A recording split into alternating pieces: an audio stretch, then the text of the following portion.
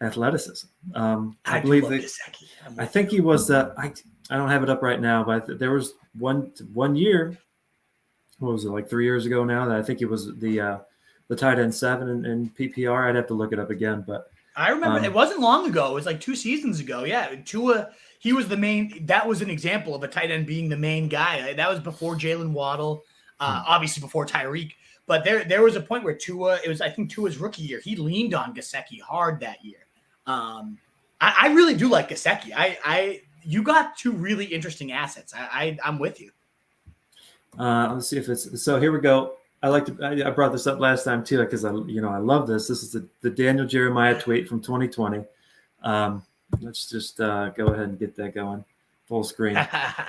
And did it last time. Let's do it again. Daniel Jeremiah. I think you'll enjoy this. We were given this handout during a scout school from my time with the Ravens. Coach Belichick has held true to almost all of this over the years. Yeah. So take a look at tight ends right here. Look at that underlined statement. Don't let the lack of blocking ability eliminate a good player. Who does that speak to any more than Mike Gesicki now? Nobody more. That's the mold. Yeah.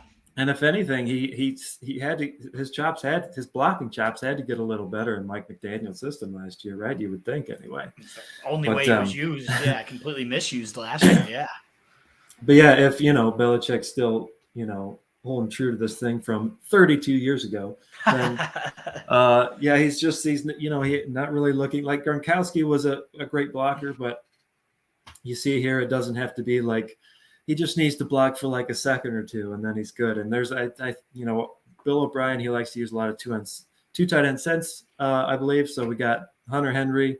Now it could be more of your blocking tight end.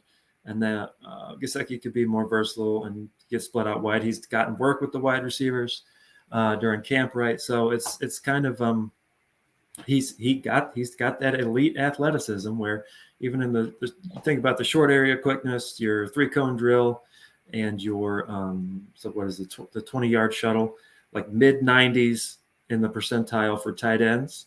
And I think both of those that's for tight ends, but I think his times were even for receivers. It was 84th and 80th percentile for receivers in that area. So he's still he still could be, I want to say even maybe the most athletic tight end in the NFL, even though the production hasn't been there. And now that they've got an offensive coordinator calling the offensive plays in New England. I know, dude. There's another wide open situation.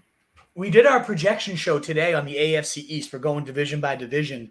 And I was surprised at not even surprised. I definitely projected Gesicki quite high, just given a lot of what you said, the rave reviews, they're moving all over the place. They're not going to ask him to block. That's why they often have these 2 tight end sets. He's going to be a big slot receiver for them. And I think he's going to really thrive in that role. You always hear the Aaron Hernandez, like all New England. Who's going to be that next Aaron Hernandez?